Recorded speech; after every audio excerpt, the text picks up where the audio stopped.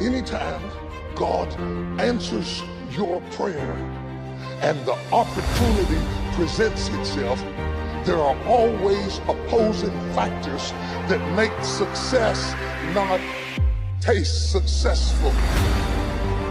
Success will taste stressful. Mike Tyson said it best. Everybody has a plan until they get punched in the mouth.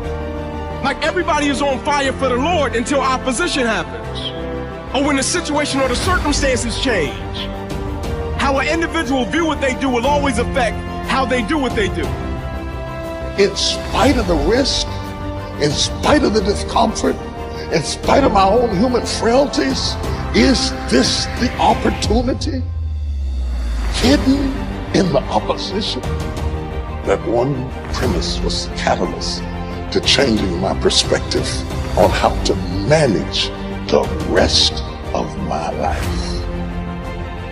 I did not know that I cannot control the variables. I can only control the perspective. Every single day in every aspect of our lives and the things we're privileged to do and the people we're connected to. When the situation or the moment does not go our way. Because we all know what to do when it goes right. But when God says no, who will you be?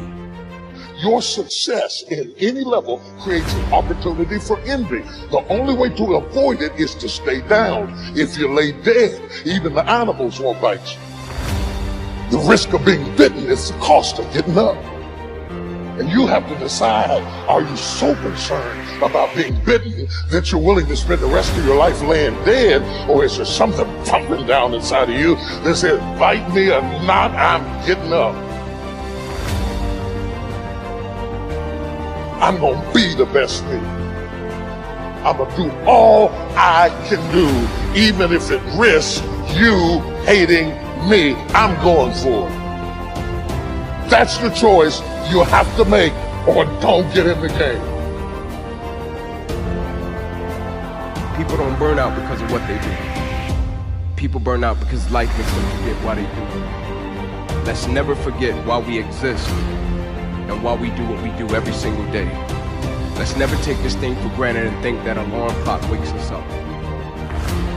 It's obvious that life is about progress, and progress is about change. And for the human being specifically, change is about applying new perspectives and ideas. So then, you can see how philosophy, the arts, and sciences add exponentially to the advancement of human progress. When people like Plato, Einstein, and Heisenberg show up, they change our perspectives. Quantum theory, for example, has taught us about something called the observer effect. Essentially, it says that the observer of any phenomenon impacts that phenomenon simply by observing it. Now, there's more to it than that, but that's the gist of it. So somehow you, the observer, matter. All of a sudden, you're more important to the outcome of that thing that you're looking at. That's made you change your perspective. Yes, it's happening on an incredibly tiny scale, but it's becoming very likely that this is how it works on a larger scale, on the scale of you, and on whatever it is you're producing in your life. Whether or not you believe this is not the point. The point is that there are people who've adjusted their perspective of how they believe reality works, and they've achieved success beyond belief. Will Smith and Elon Musk know something about it. And if you're stuck in a perspective that's limited, that's offering you a future in rations and not in abundance, then you might need a change of perspective. Because I'm telling you, you don't always have to be afraid that you're always going to be a prisoner of depression or stuck in endless loops of anxiety. I've often said that opportunity is always disguised by problems, barriers, obstacles, and difficulties. You never see an opportunity without a problem. It's always the problem, then the opportunity. So I would encourage you today, in spite of the difficult times that we're going through, ask yourself, maybe spend, 10 minutes, and just write down, what are some of the opportunities that I see based on the difficulty that I'm engaged in right now? By the way, they're looking for the right medicine for this virus.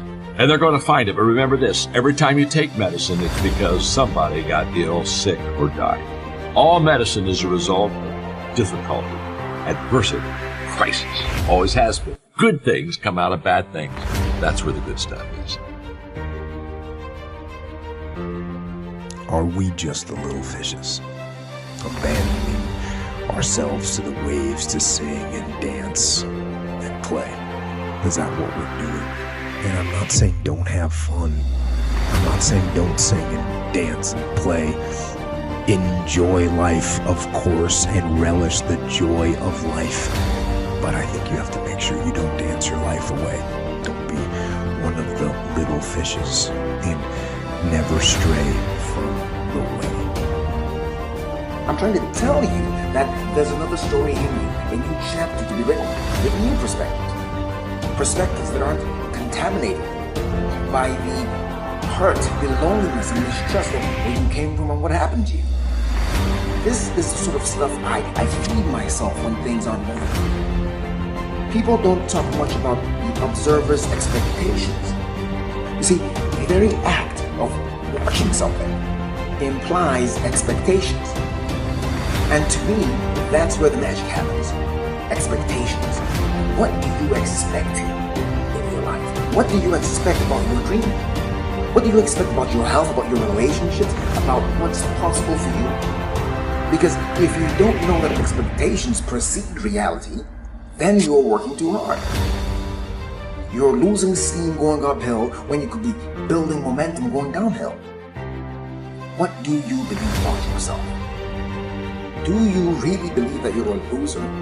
Or could it be that you just haven't learned how to win? Because you're saying that you want to win, but there's a question mark around your belief. All the fun and the singing and the dancing and all the play, it's okay. It's good. But all those things can be distractions. Because there is a path. There is a way. And you know what that way is. You know what you should be doing.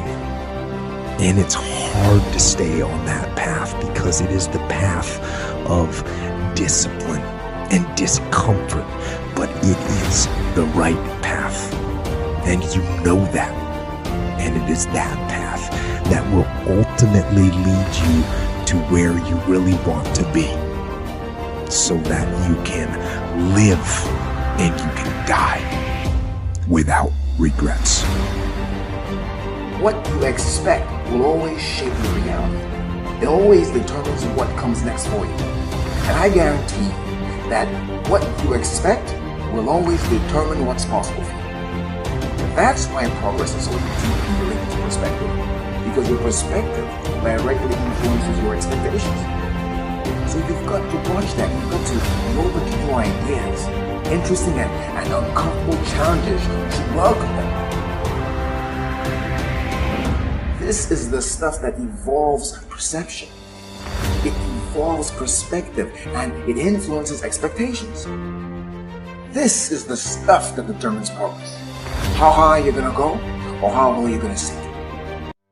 Sometimes you have to believe in somebody's belief in you until your belief kicks in. Challenge yourself. Make a conscious, deliberate effort to get outside of your comfort zone, because in order to do something you've never done, you've got to become someone you've never been.